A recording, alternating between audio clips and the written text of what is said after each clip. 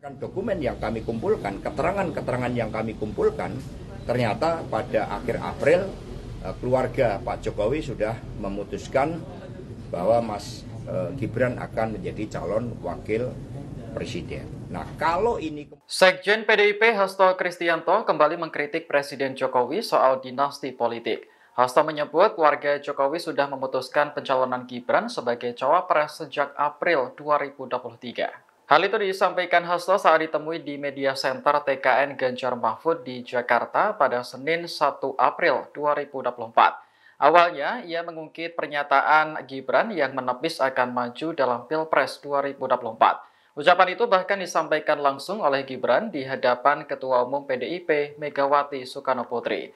Namun, jawaban Gibran itu dianggap bohong karena pada akhirnya ia mendaftar sebagai cawapres pada Oktober 2023.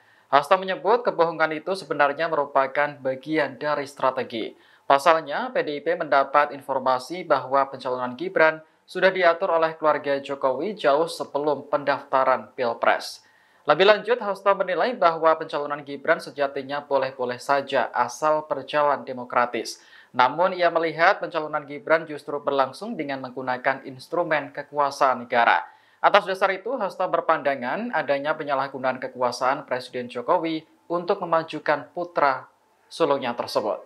Pada tanggal 2 Mei, ketika kami melakukan klarifikasi terhadap Mas Gibran, apakah mau maju atau tidak sebagai calon wali kota, calon wakil presiden, lalu Mas Gibran menegaskan di depan saya dan Pak Komar bahwa tidak akan berproses ke sana karena lahir dan dibesarkan di PDI Perjuangan dan kemudian tahu bahwa bapak saya tahun depan akan habis, kalau saya tidak berlabuh ke PDI saya kemana lagi.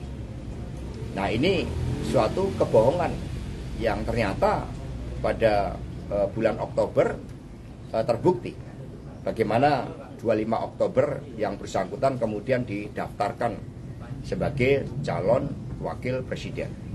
Kemudian ketika pada awal Agustus di dalam rapat konsolidasi seluruh kepala daerah, Ibu Megawati Soekarnoputri juga bertanya hal yang sama. Dan dijawab di hadapan seluruh kepala daerah bahwa Mas Gibran tidak akan maju. Karena ini penting.